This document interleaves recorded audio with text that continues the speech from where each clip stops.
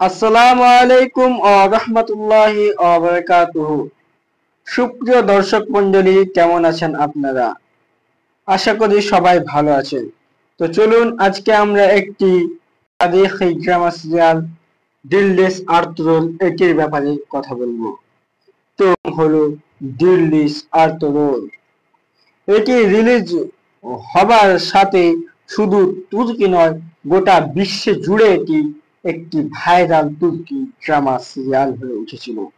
এটি সম্ভবত 2010 কিংবা 2011 সালে রিলিজ হয়েছিল এবং এটি 2017 সালে শেষ হয়েছিল। এই সিরিজটিতে মোট 5টি সিজন আছে এবং 200টারও বেশি এপিসোড আছে।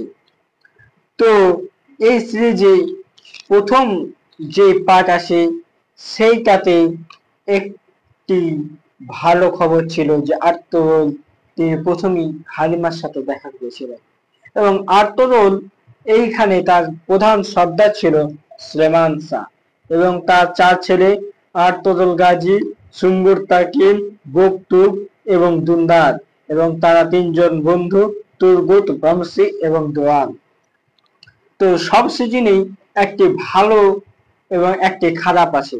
তো সিজন 1-এ দিল্লিস আর্তুরুল একটি ভালো ছিল কি আর্তুরুল গাজী হালিমা সুলতানের সাথে দেখা পেয়েছিল, আর দ্বিতীয় যে তার পিতা সুলেমান শাহ মৃত্যুবরণ করেছিল।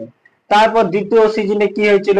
দ্বিতীয় সিজনে আর্তুরুল গাজী তার কাবিলা চেঙ্গিস খান গোটা শেষ করে দিয়েছিল, চূর্ণ বিচূর্ণ করেছিল।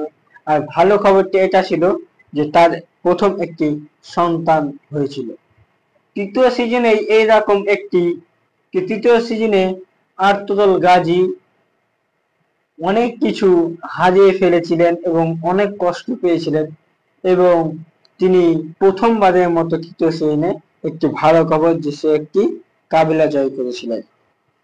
চতুর্থ সিজনেও আর্তুরুল গাজী একটি বড় কেলা বিজয় করেছিলেন এবং আর খারাপ খারাপ খবর এটাই যে চতুর্থ সিজনে তিনার ছেলে উসমান জন্ম নেন এবং হালিমা সুলতান সেইখানে মারা যান।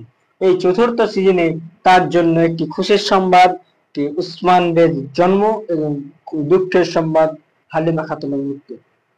পঞ্চম সিজনে আর্তুরুল গাজীর ভালো খবর এটাই ছিল যে তিনার সাথে ইলবিলকে খাতুনের বিয়ে হয়েছিল এবং খারাপ যেটি ছিল সেটি ছিল ওই মঙ্গোলদের হামলা এবং তুর্গুতের পেটে চাকু ঢোকানো এবং তিনার মেন প্রধান সেনাপতিদের মৃত্যু। তো আর্তুরুল গাজী সিরিজটি অনেক মজাদার একটি সিরিজ। তিনি এক একটা কথা, এক একটা মোটিভেশন। এই সিরিজটি যদি আপনি দেখতে চান, ইউটিউবে পুরো সিরিজটাই 1 থেকে 5 সিজন পুরোটাই উর্দু, বাংলা এবং তুর্কি ভাষায় ডাবিং করা আছে। দেখতে চাইলে দেখতে পারেন। আজকের ভিডিওটা এখন এত পর্যন্ত। সবাই ভালো থাকবেন, সুস্থ থাকবেন। আসসালামু আলাইকুম ওয়া রাহমাতুল্লাহি ওয়া বারাকাতুহু।